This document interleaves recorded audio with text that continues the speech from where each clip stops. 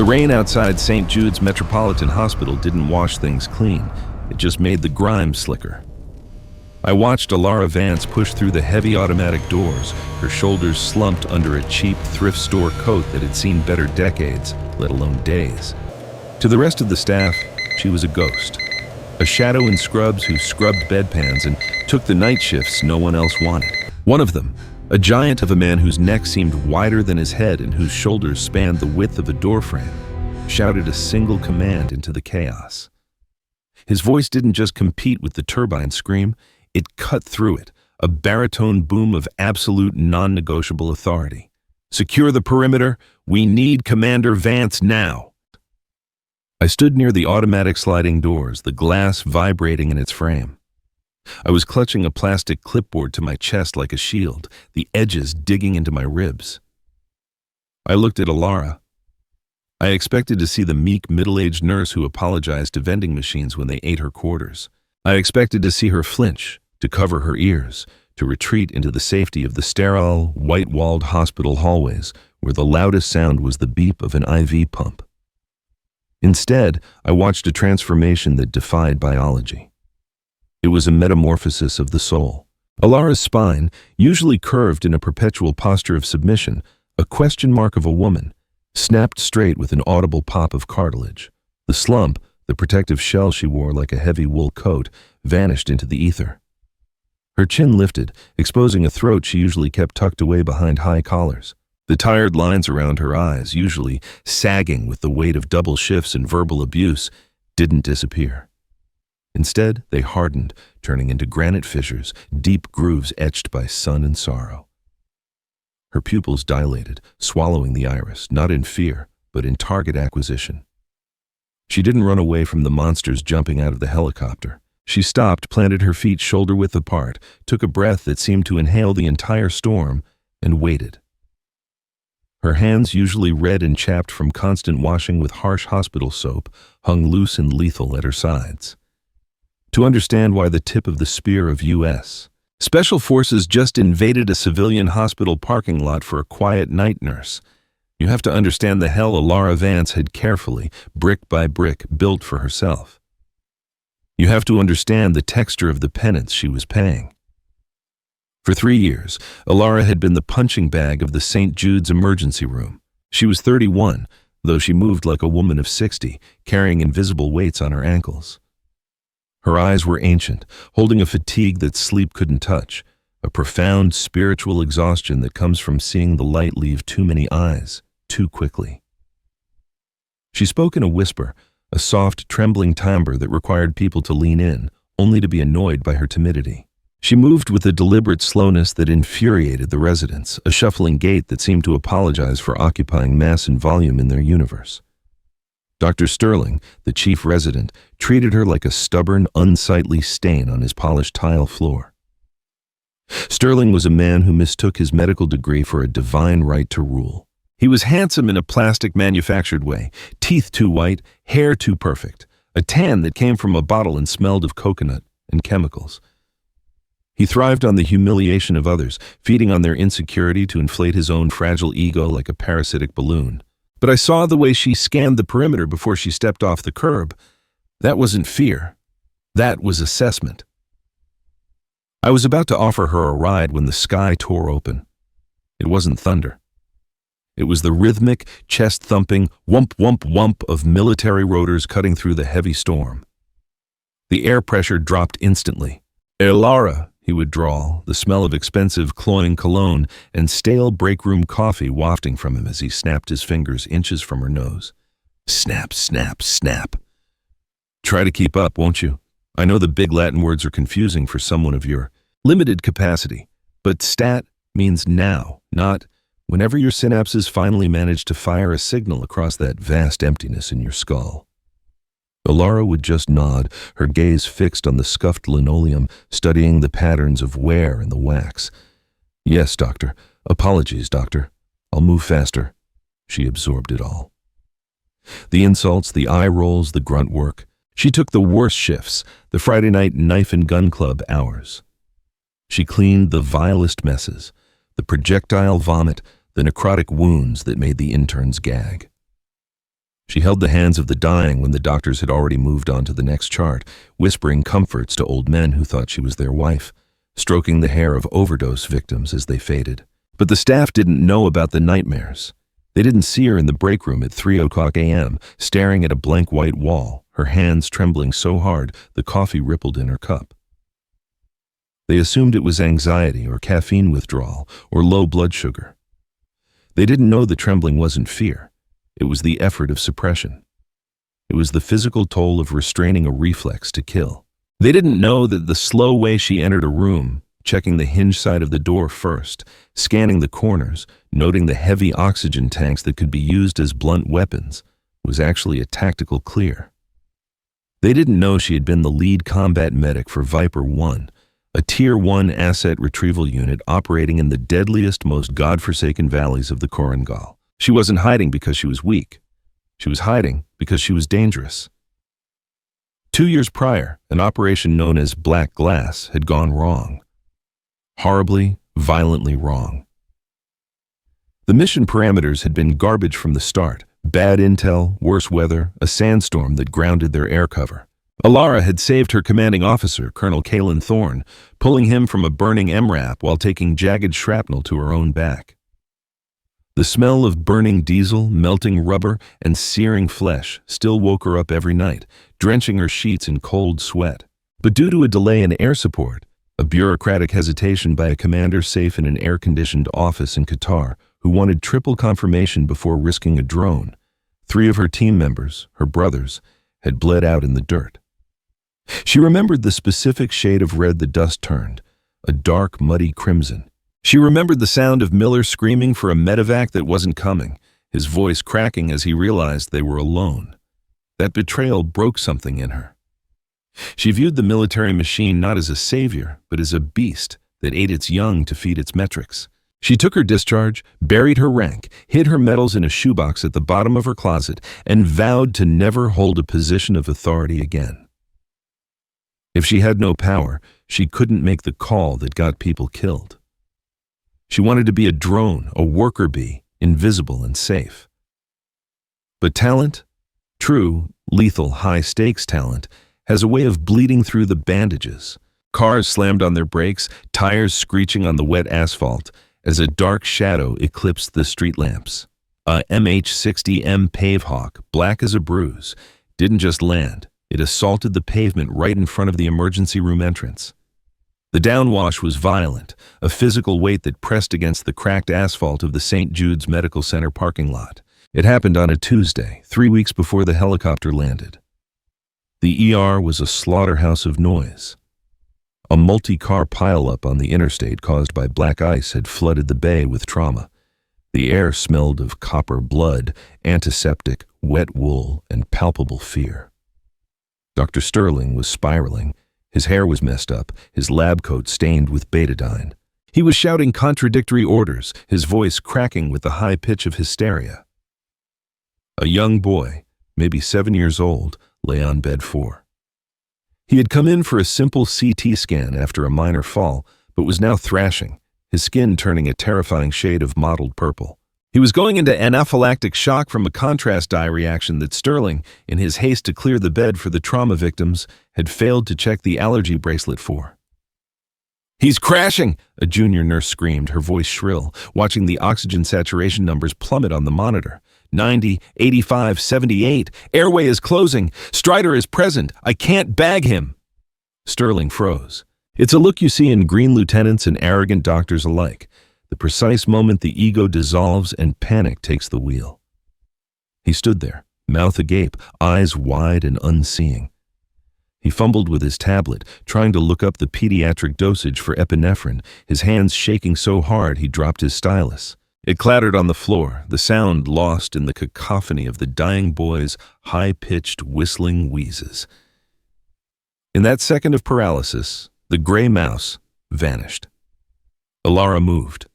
It wasn't a run, it was a glide, a frictionless transfer of energy across the floor. She didn't look at the tablet. She didn't wait for permission. She bypassed Sterling's as if he were a piece of inanimate furniture, a coat rack in the way of the mission. She grabbed a pediatric EpiPen from the crash cart, her mind essentially a biological computer, calculating the weight-adjusted dosage in her head instantly, factoring in the boy's estimated mass of 25 kilograms versus the concentration of the ampule.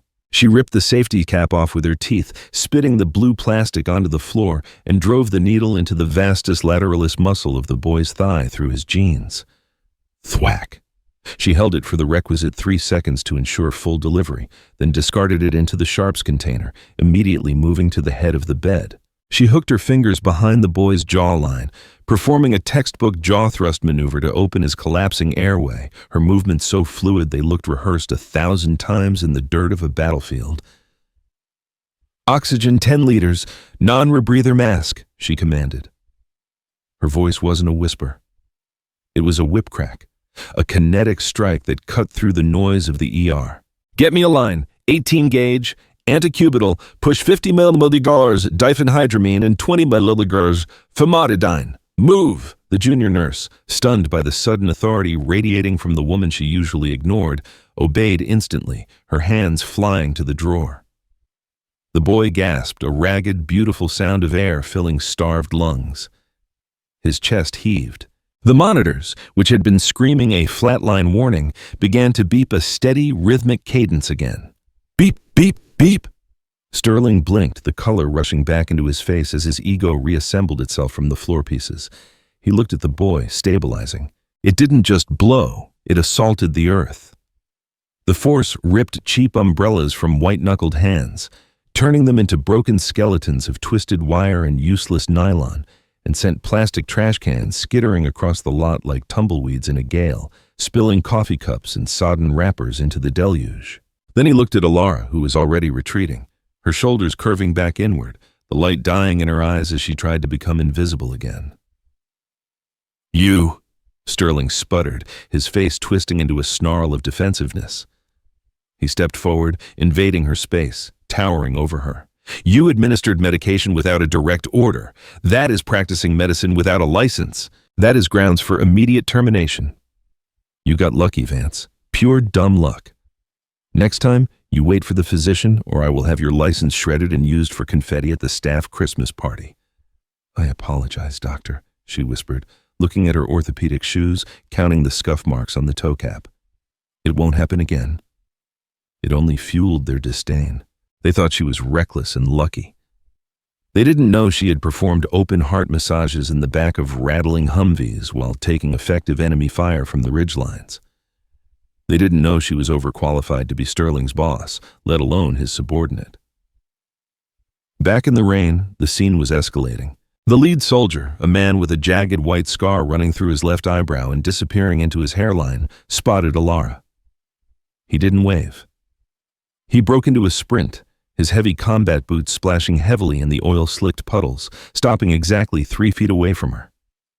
He snapped his heels together with a crack that sounded like a pistol shot. "Ma'am!"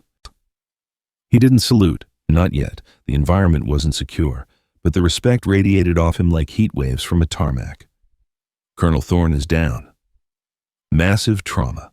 IED blast injury followed by a secondary ambush near the Syrian border. We stabilized him for transport, but the local surgeons can't touch it. He's asking for you. Specifically." Elara took a step back, the rain plastering her light blue scrubs to her skin, her hair matted to her forehead, her heart hammered against her ribs, a frantic bird in a "Inishtayo," she said, her voice trembling, battling the ghost of who she used to be. "I'm not that person anymore, Sergeant Miller. I'm a civilian. I empty bedpans. I check temperatures. Take him to Bethesda.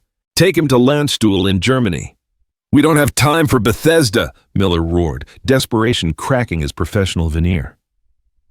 The rain dripped from the brim of his ballistic helmet, mixing with the sweat and grime on his face.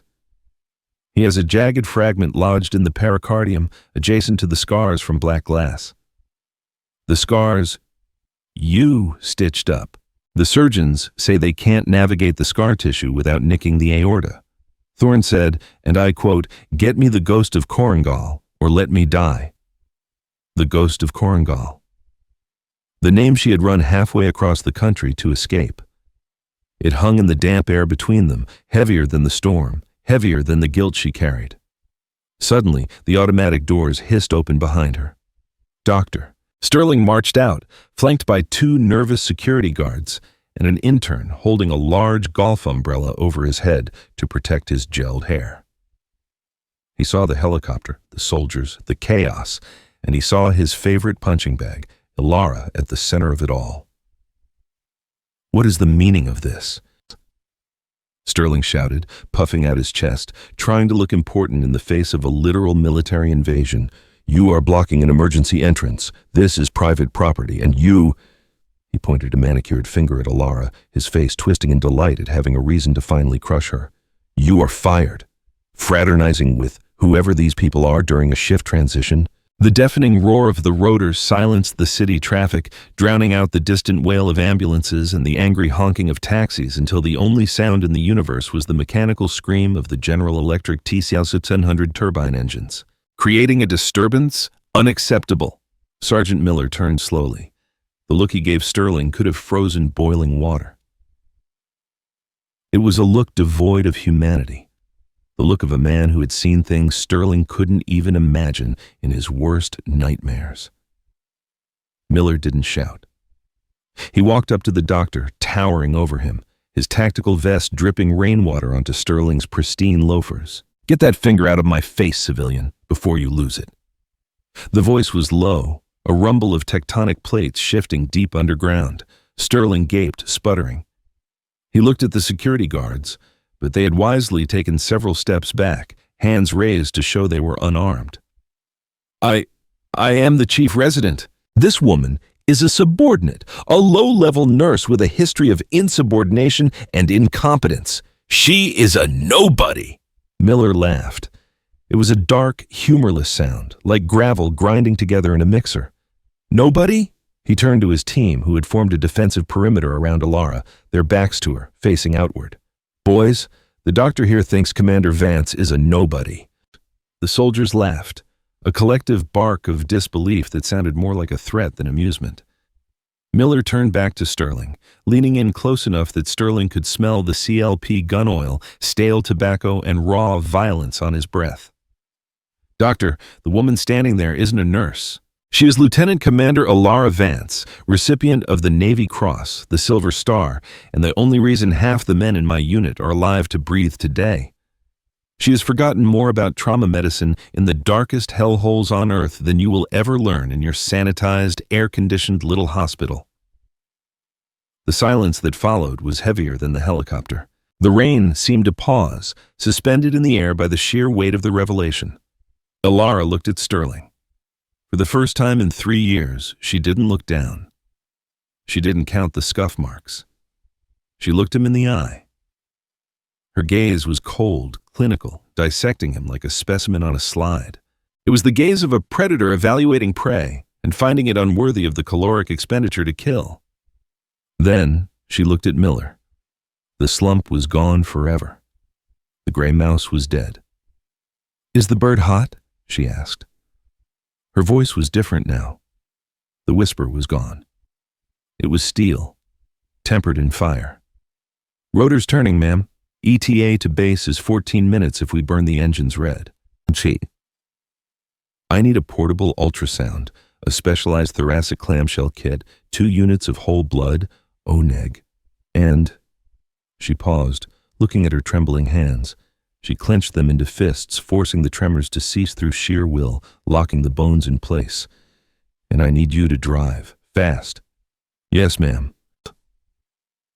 Elara turned to the stunned security guard, Ted, an older man with a salt and pepper mustache who had always shared his glazed donuts with her and treated her like a human being. "Ted, my locker is open. You can have the protein bars and the coffee maker. It's a good one." Then she looked at Sterling one last time. There was no anger in her face, only pity. "Doctor, the patient in room 304, Ms. Henderson. He has a subtle arrhythmia on the lead 2 strip that you missed. Check his potassium levels. He's hypokalemic. Don't kill him while I'm gone." She didn't wait for a response. She broke into a run, her movements athletic and powerful, leaping into the side of the pavehawk. The soldiers piled in after her, sliding the heavy door shut with a metallic clang that sealed her fate. It was a predator, a sleek, dark gray MH-60 pavehawk, asserting its absolute dominance over the urban jungle. Hovering just inches above the unsuspecting concrete, its landing gear vibrating with restrained power. I froze, my hand instinctively rising to shield my eyes against the stinging spray of rain, grit, and diesel exhaust fumes. As the bird lifted off, the downwash blasted Dr. Sterling, knocking the umbrella from the intern's hand and soaking the chief resident in freezing, muddy water, ruining his shoes. Inside the belly of the beast, Elara strapped into the jump seat. The interior was a sensory assault, the smell of JP-8 aviation fuel, unwashed bodies, copper blood, and cold steel. It was a time machine, dragging her back to the desert. The vibration of the floor rattled her teeth, shaking the fillings in her molars. Miller handed her a headset. She slid it on, the heavy noise-canceling cup sealing her into the operational world, muffling the scream of the engines to a dull roar. "Patching you to the fob, Commander." "Talk to me," Elara said into the mic. Her hands were already moving, popping the latches on the tactical medical kit Miller had shoved toward her. She wasn't Elara the nurse anymore. She was Viper, actual. "Vitals are crashing," a frantic voice crackled in her ear, overlaid with static. "BP is 60/40, HR is 130 and thready. He's bleeding out internally. Distended abdomen, muffled heart sounds. Beck's triad is present. Might keep the fluids warm," Elara snapped, her mind visualizing the anatomy in 3D. I repeat, do not attempt to clamp the bleeder if you can't see the source. You'll shred the artery. Start a rapid infuser. I'm 10 minutes out. Have the thoracotomy tray open and sterile. I want a rib spreader ready." The flight was a blur of tactical red lights and rain-streaked windows. Elara closed her eyes, breathing in the recycled air. She mentally cataloged the steps. Incise, retract, identify, clamp, a suture. It was a liturgy she knew better than the Lord's Prayer. It was a prayer of hands and steel. When they landed at the forward operating base, a temporary setup at a nearby National Guard airfield, the scene was controlled chaos. Portable floodlights cut through the gloom like lightsabers. She jumped from the chopper before the skids fully settled, ignoring the jolt to her knees that sent a shockwave up her spine, and sprinted toward the large medical tent marked with a red cross. Inside, the air was hot and humid, smelling of betadine, autoclaved steel, and raw panic. The generator outside hummed a low, steady bass note. Colonel Thorne lay on a narrow surgical table, pale as a sheet, his chest a mess of crimson-soaked bandages. A nervous-looking army surgeon was hovering, holding a scalpel with uncertain hands, sweat dripping from his nose mask. "Step away," Elara commanded, scrubbing in at the portable sink station. The water was cold, the brush bristly against her skin, scrubbing until it hurt. She scrubbed for 30 seconds, combat speed. "Ma'am, I'm the attending," the surgeon started, looking at this woman in wet civilian scrubs who had just burst in like a storm. "And I'm the one who put him back together the first time," she snapped, snapping on latex gloves with a sharp thwack. "Gown me! Now!" The surgery was a war of inches. Elara stepped up to the table, the world narrowing down to the square foot of exposed chest cavity. The background noise, the generator, the rain, the shouting outside, faded into a dull hum. She worked with a terrifying focus. Her hands, which Sterling had called slow and clumsy, moved with the speed and grace of a concert pianist playing a requiem. "Scalpel," she demanded. She extended the incision, bypassing the thick, ropey scar tissue from the black glass explosion. It was tough, resisting the blade, fibrous and unforgiving. She navigated the anatomical minefield of Thorne's chest by memory and feel, her gloved fingers sensing the difference between healthy tissue and the deadly scarring, feeling the pulse of the man beneath. "Retractor," she ordered. "More suction." "More?" The sheer displacement of air made it hard to breathe, stealing the oxygen right out of my lungs, replacing it with the smell of burned kerosene and ozone. The side doors of the Pavehawk slid open on well-oiled tracks before the wheels even kissed the painted white lines of the physician's reserved parking, obliterated by the downdraft. 4 figures leaped out into the swirling mist. "I can't see." The suction gurgled, clearing the field of dark red blood. There it was, the shard of jagged metal, pulsing rhythmically. It was resting against the wall of the aorta, vibrating with every beat of Thorne's heart. It was a time bomb. One wrong move, one sneeze, one tremor, and the metal would slice the great vessel, and Thorne would be dead in seconds. Miller watched from the corner of the tent, his helmet off, holding his breath. The room was silent save for the rhythmic beeping of the monitor and the mechanical hiss-click of the ventilator. Elara closed her eyes for a microsecond. She didn't see the ER. She didn't see Sterling's sneering face. She saw the flow. She saw the physics of life and death. She felt the coolness of the instrument in her hand. She reached in with the forceps, her hand rock steady.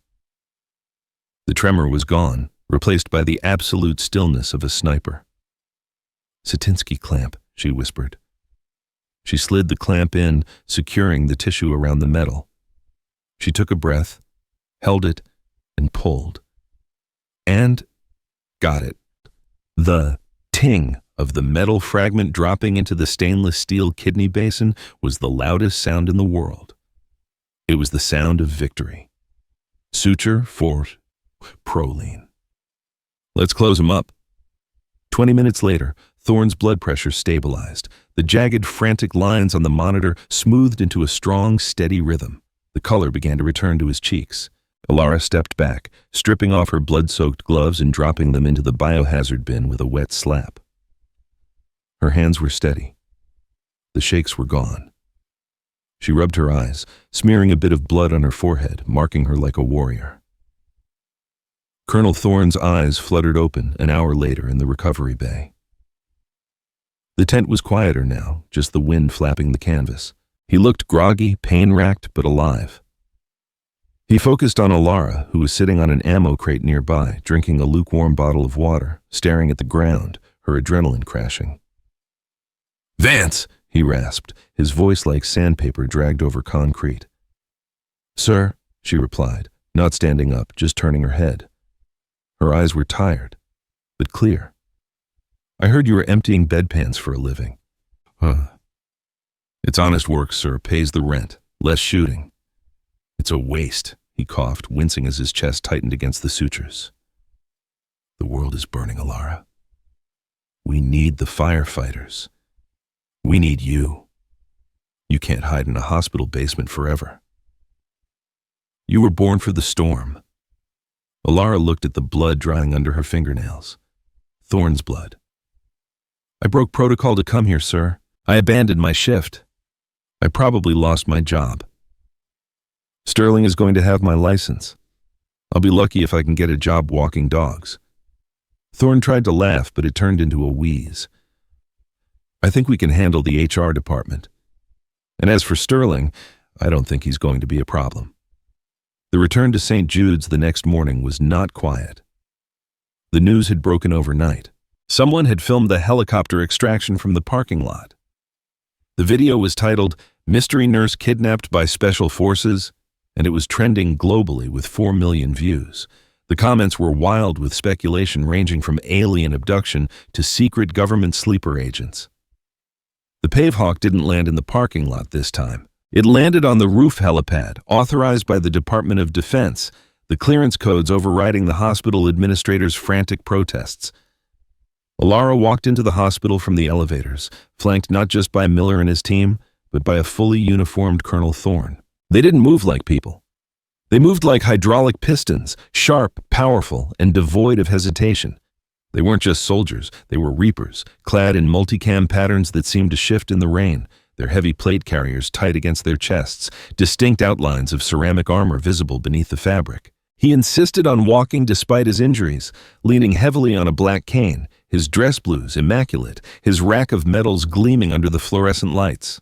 Behind them walked a 2-star general who had flown in overnight from the Pentagon, his face grim and serious. The hospital lobby was dead silent. Staff lined the walls, whispering, phones out, recording. Sterling was there near the reception desk, looking like a man awaiting execution. He was pale, sweating profusely, his perfect hair disheveled, his lab coat looking suddenly too big for him. The general stopped in the center of the atrium, beneath the skylight where dust motes danced in the sun. He turned to Elara. She was still in her scrubs from the night before, stained and wrinkled, but she stood taller than anyone in the room. "Commander Vance!" the general boomed, his voice echoing off the marble floors. He held a velvet box.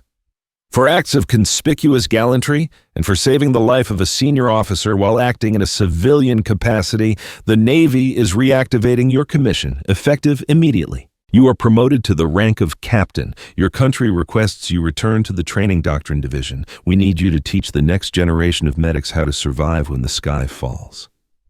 Elara looked at the general, feeling the weight of the box in his hands. Then she looked at the stunned faces of the nurses who had ignored her, the orderlies who had mocked her, and the administrators who had overworked her. Finally, her eyes landed on Dr. Sterling, who was now staring at the floor, unable to meet her gaze, shrinking into himself. "I accept, General," she said softly. Dr. Sterling stepped forward, wringing his hands, sweat beading on his upper lip. "General, if I may, there seems to be a misunderstanding. Ms. Vance is a trainee, a probationer. Surely this is a prank. She cleans the floors." The general turned slowly. He looked at Sterling with the indifference one might show a cockroach crawling across a dinner table. "Doctor," Thorne interrupted, stepping forward and leaning on his cane. His voice was weak but carried the weight of command. "Rule number 1 of combat triage. You don't judge the asset by the packaging. You judge the book by its cover, and you almost burned down the library. You dismissed a warrior because she was quiet. That is a failure of intellect and character." Thorne leaned in, his voice dropping to a dangerous whisper. "Get out of my sight." As Elara turned to leave, the automatic doors opening to a waiting black SUV, a young nursing student, the one who had helped her with the anaphylactic boy, ran forward. "Ma'am!" she cried out, clutching a clipboard to her chest. "Is it true? Did you really do all that? In the war?" Elara paused. She looked at the young girl, seeing the spark of fear and ambition, the same spark she had felt 15 years ago. She saw herself. She smiled, a genuine, tired but free smile. "It's true," Elara said, her voice firm, "but remember this. The rank doesn't save the patient. The hands do. Never let a title or a bully stop you from doing what's right." She walked out the double doors, the sun breaking through the storm clouds for the first time in days. The air smelled of rain and wet asphalt, but it also smelled of freedom. She left the scrub bucket behind. She left the shame behind. The wolf was back in the wild, and she was never wearing sheep's clothing again. If you believe that respect is earned by action, not by title, hit that like button. Their suppressed carbines were held at the low ready, fingers indexing the trigger guards, muzzles scanning sectors of fire that didn't exist in a civilian hospital lot. Their movements were synchronized, a terrifying ballet practiced in the plywood kill houses of Fort Bragg and the dusty valleys of Kandahar. And never judge the quiet ones. They might just be the only thing standing between you and the dark.